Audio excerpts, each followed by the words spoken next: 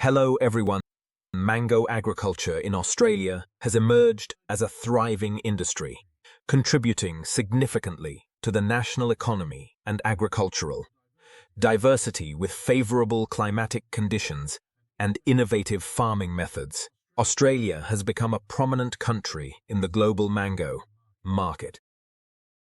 Mangoes, often referred to as the king of fruits, hold a special place in Australia's agricultural landscape. With their succulent flesh, exotic fragrance, and vibrant colors, mangoes captivate the senses and palates of people around the world. In Australia, mango agriculture has developed into a thriving industry, encompassing large orchards, innovative farming methods, and strong market networks. According to reports from industry organizations such as the Australian Mango Industry Association and Hortic Innovation, annual mango production in Australia typically ranges from 40,000 to 80,000 tons, with variation influenced by factors such as climate, disease incidence, and orchard management practices. In terms of market value, Australian mangoes generate significant revenue both domestically and through the export market.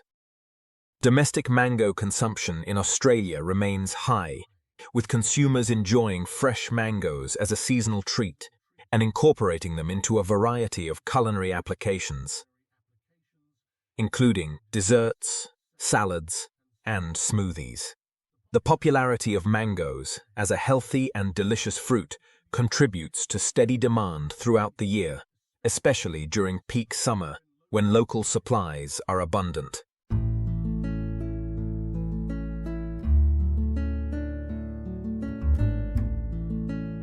Export markets also play an important role in the Australian mango industry, with key destinations including countries in Asia, Europe, and North America. Australian mangoes are famous for their high quality, special flavor, and strict compliance with food safety standards, so they are popular in the international market. Geographic analysis of mango farms in Australia varies based on factors such as climate suitability, soil quality, water availability, and market demand. While growing the crop is a priority in the northern and eastern regions of the country, especially in Queensland and the Northern Territory, there are also scattered mango farms in other states where conditions permit.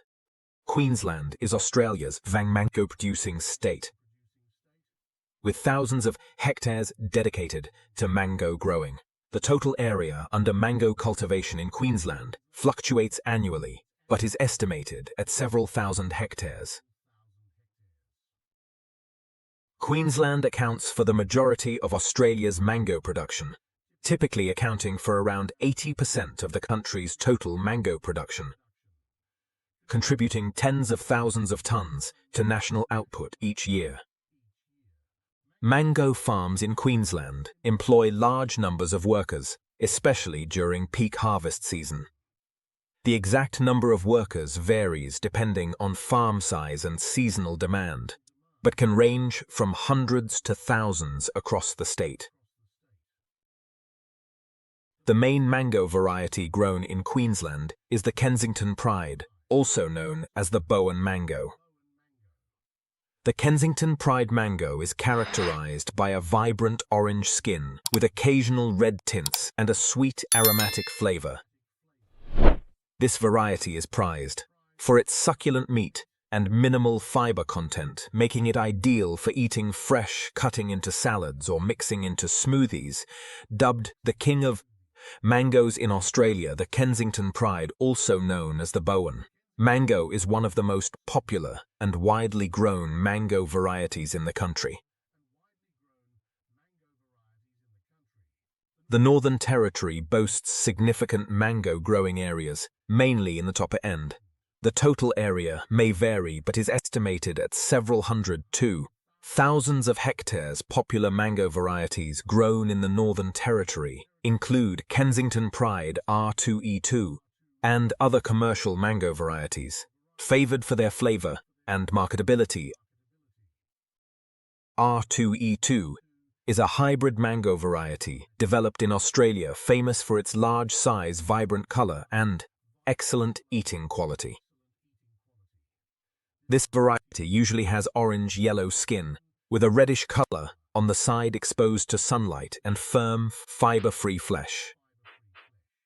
The mango growing area in Western Australia is relatively smaller than in Queensland and the Northern Territory, but is still significant. The total area under mango cultivation in Western Australia can range from a few hundred to thousands of hectares mango. Growing in states such as New South Wales, Victoria and South Australia Limited, due to cooler climates. However, there are still mango farms scattered throughout these regions, mainly in warmer climates or under protected farming. Although mango production in these states is relatively smaller than that of Queensland and the Northern Territory, they still contribute to Australia's total production, with total production in the hundreds to thousands of tons. Mango farms in these states typically have smaller workforces than northern farms, with dozens to hundreds of workers, depending on farm size and seasonal demand. Australia is home to many diverse varieties of mango, each prized for its unique flavor, aroma, and texture. While some varieties are more widely grown than others, Australian mango growers still grow a number of commercial and niche varieties suited to different climates and market preferences. The Calypso mango, also known as the honey gold mango, is a relatively new mango variety that has become popular in Australia in recent years, characterized by golden yellow and orange-pink skin. The Calypso mango has a sweet tropical flavor with hints of honey and citrus. These mangoes are prized for their firm, fibrous flesh and long shelf life, making them ideal for both domestic and export markets. The Kate mango is a late-season mango variety, known for its large-size green skin and minimal fiber content. Unlike many other mango varieties, Kate mango retains its green color even when ripe, has a smooth skin, is not bitter, and has a sweet, slightly sour taste. These are just a few examples of the many mango varieties grown in Australia. In addition to commercial varieties, there are also niche and heirloom varieties grown by smaller-scale growers and enthusiasts, adding to the diversity and richness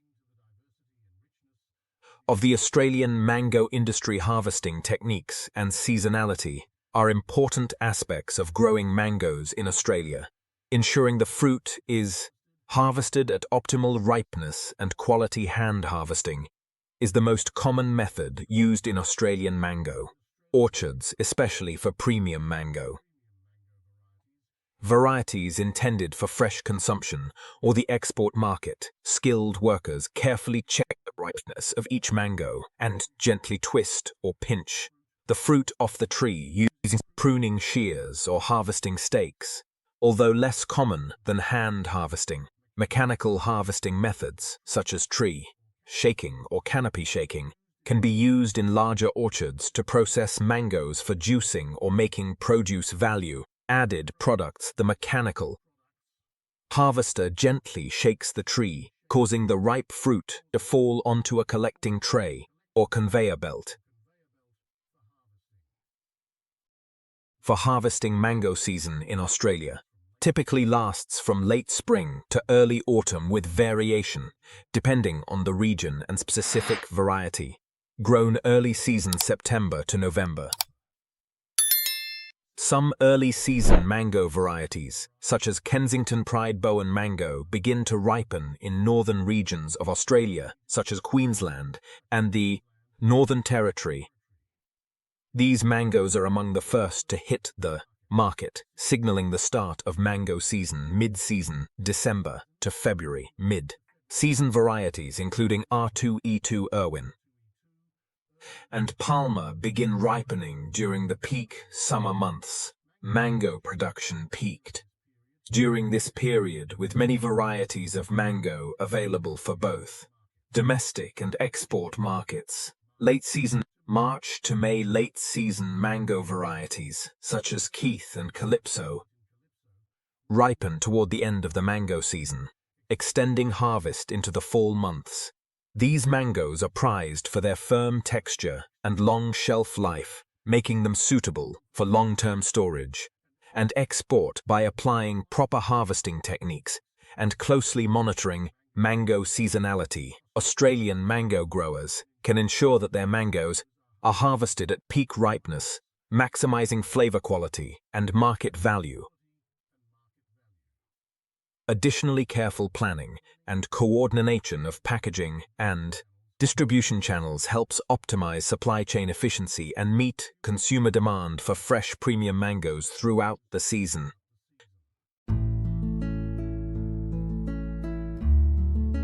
By taking a comprehensive approach to pest management, integrating a variety of control tactics, and emphasizing proactive prevention and monitoring, Australian mango growers can effectively protect their orchards from pests while maintaining environmental sustainability, fruit quality, and economic viability.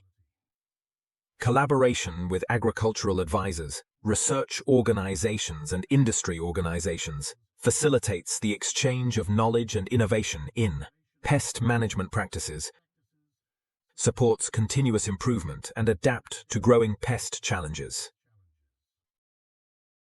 The future of the Australian mango industry is influenced by many factors, including market dynamics, technological advances, environmental changes, regulatory frameworks, and consumer preferences.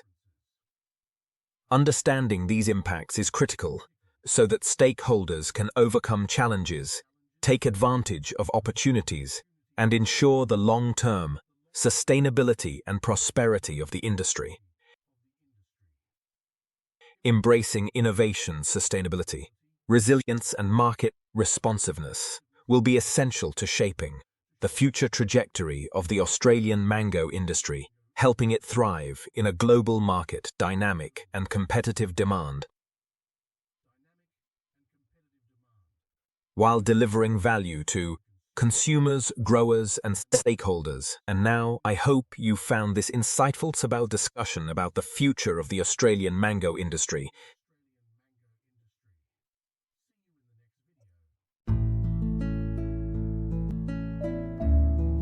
After exploring Australian mangoes, let us continue to Brazil, where coffee begins its remarkable story. Hi everybody, today we will embark on a journey together to explore the world of one of the most popular drinks, coffee. But it's not just any ordinary coffee, we're going straight to Brazil, the #1 coffee producing country in the world. Did you know Brazil has more than 18 billion coffee trees and 8 million farmers who are dedicating every day to bringing us delicious cups of coffee? Brazil is not only the world's largest coffee producer, but is also famous for Arabica coffee, which is delicious and much more expensive than other types. Do you know why Arabica coffee is so special? That's because it only grows in highland areas with altitudes between 1,000 and 2,000 meters above sea level. And today, we will step into a typical coffee farm to understand the process of growing and caring for this top-notch coffee.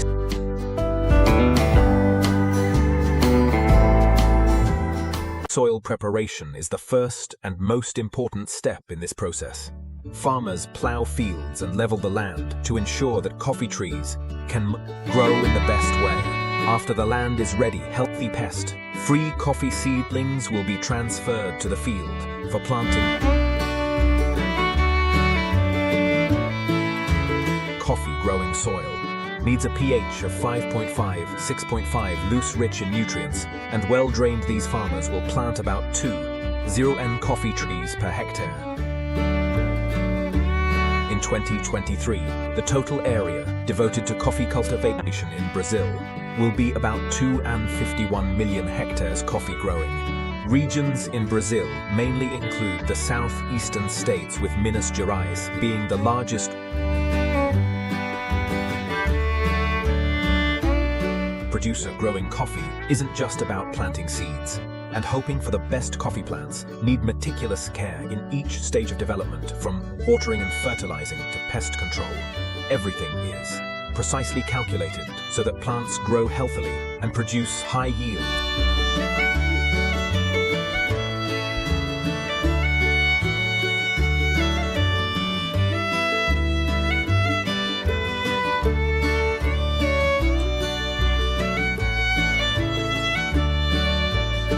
After a few years, when the coffee tree reaches maturity, pruning becomes extremely important. Farmers will prune unnecessary branches, preventing the tree from growing too tall and helping the tree focus on producing fruit. This also makes the harvesting process easier. Later, did you know that each mature coffee tree can produce from 1 kilogram to 2 kilograms of coffee beans? After 2 to 3 years, the coffee tree is ready for its first harvest. Brazilian coffee trees are harvested using both methods, manually and mechanically. Each method has its own advantages, but the common point is that they all require ingenuity and meticulousness.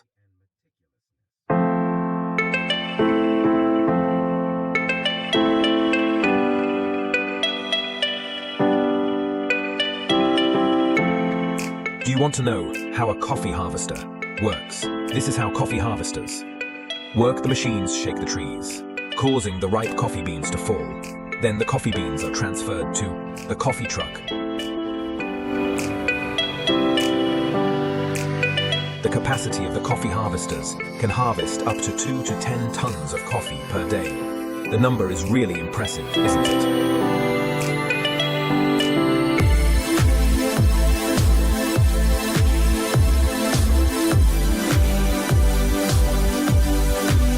However, to create the highest quality coffee, some farmers still choose the manual harvesting method, picking each ripe coffee bean by hand. This not only ensures the highest quality, but also produces the best coffee beans in the world.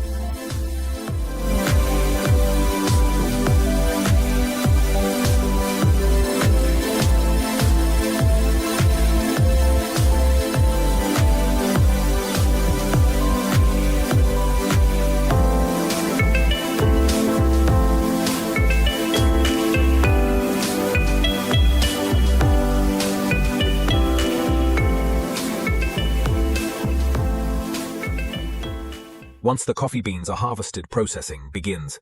This is an extremely important step, determining up to 60% of the flavor of coffee beans. There are many different processing methods, but the two most popular methods are the natural process and the honey processing method. First, let's talk about natural coffee, also known as dry processed coffee, which is not only a traditional method, but also produces coffee beans with richer and more complex flavors, from sweet cherries to blueberries or strawberries. It's all condensed into each coffee bean. After harvesting, the coffee cherries are taken to the washing station. The natural process does not require the coffee cherries to be peeled immediately. Instead, they are kept intact and carefully classified. Only the freshest and ripest fruits are kept to ensure flavor quality.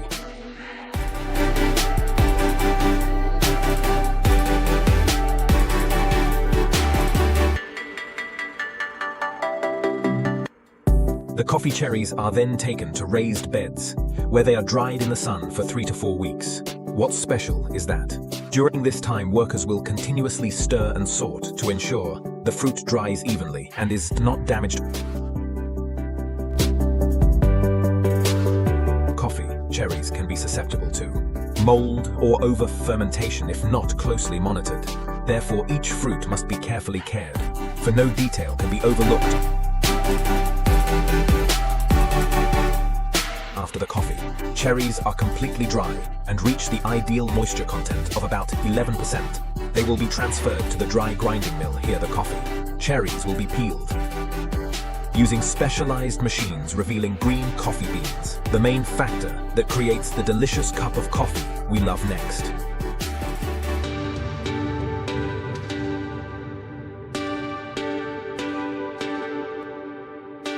let's learn how to process honeybees different from natural processing methods. after harvesting coffee needs to be peeled immediately. Usually within 8 to 12 hours, the shelling machine will remove the outer layer, but retain all or part of the mucilage on the coffee beans. This is an important factor. That makes the difference in the honey method compared to other processes.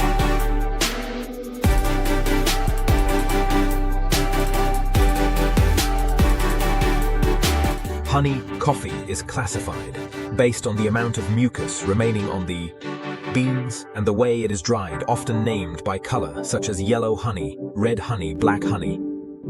After peeling, the coffee will be immediately sent to the drying area. Depending on the type of honey coffee and weather conditions, the drying process will be adjusted accordingly. This is the most important step in the honey coffee processing process. The honey method creates unique characteristics for each type of coffee. Yellow honey tends to be lighter with subtle fruit flavors and acidity similar to washed coffee. Red honey has a deeper fruit flavor, deeper sweetness, and a soft body. Meanwhile, black honey has strong fermented characteristics with a complex flavor similar to wine or brandy with a full body and creamy texture.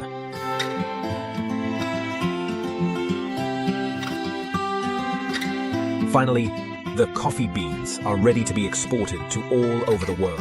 And here you have seen the journey of a coffee bean from the moment it is planted until it becomes a delicious cup of coffee in your hand. It's amazing, isn't it so? Together, we have gone through an exciting journey, from Brazilian coffee fields to the delicate processing process. Every coffee bean is the result of hard work, patience, and love for this plant. And you next time you drink coffee, remember the story behind each bean. If you like this video, don't forget to like, share, and subscribe to explore more interesting journeys with me. See you in the next video.